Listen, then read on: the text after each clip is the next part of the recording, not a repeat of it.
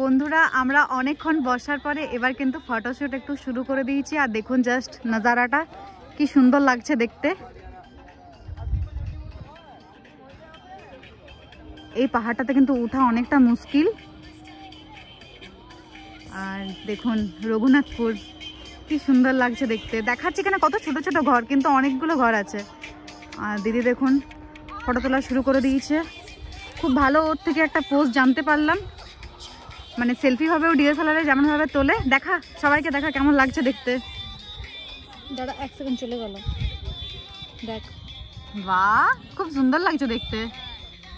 আর আমরা কিন্তু এখানে ফটো তুলে দিল না, তাই আমাকে নিজের থেকে ফটো তুলতে। দেখুন এত ভালো নজারাটা উপভোগ করব না ফটো তুলবো আপনারাই বলুন।